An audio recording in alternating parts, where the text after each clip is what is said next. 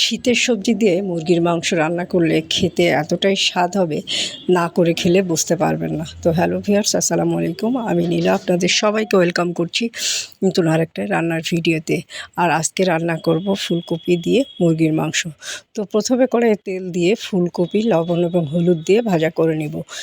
একই কড়াইয়ে তেল দিয়ে আলুটাও ভেজে উঠিয়ে নিব।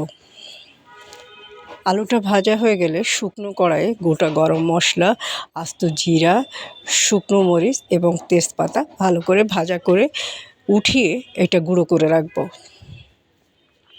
কড়াইয়ে পেঁয়াজ কুচি দিয়ে তেল দিয়ে পেঁয়াজটা ভাজা ভাজা করে অর্ধেকটা পেঁয়াজ উঠিয়ে রাখবো, এটাও বেটে রেখে দিব।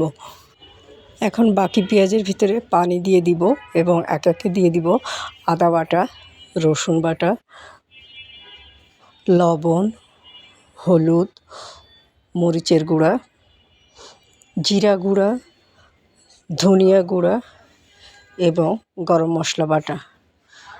সব মশলা দিয়ে মশলাটা ভালো করে কষিয়ে নিব।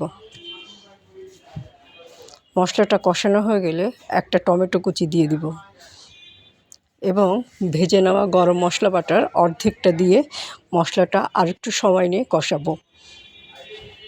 এখন সামান্য একটু পানি দিয়ে মশলাটাকে আরও সুন্দর করে একটু সময় নিয়ে কষিয়ে নিব। মশলাটা তেল ছেড়ে দিলে এবং ভালোভাবে কষানো হয়ে গেলে অল্প একটু পানি অ্যাড করব। এই পানিটা ফুটে উঠলে আলু, মুরগির মাংস দিয়ে নাড়াচাড়া করে একটু ঢাকনা দিয়ে ঢেকে কিছু সময় রেখে দিব। ঝোলটা একটু কমে আসলে ফুলকপি ভাজা দিয়ে আবার একটু নাড়াচাড়া করব, সাথে দিয়ে দিব চুই ঝাল দিয়ে মুরগি, ফুলকপি, আলু খুব ভালো করে কষিয়ে নিব। কষানো হয়ে গেলে পরিমাণ মতো ঝোলের পানি অ্যাড করব। দিয়ে দিব আস্ত রসুন কয়েক কোয়া। ঝোলটা একটু ফুটে উঠলে পেঁয়াজ যেটা উঠিয়ে বেরেস্তা বেটে নিয়েছিলাম এবং বাকি যে গরম মশলা বাটা ছিল সেটা দিয়ে দিব।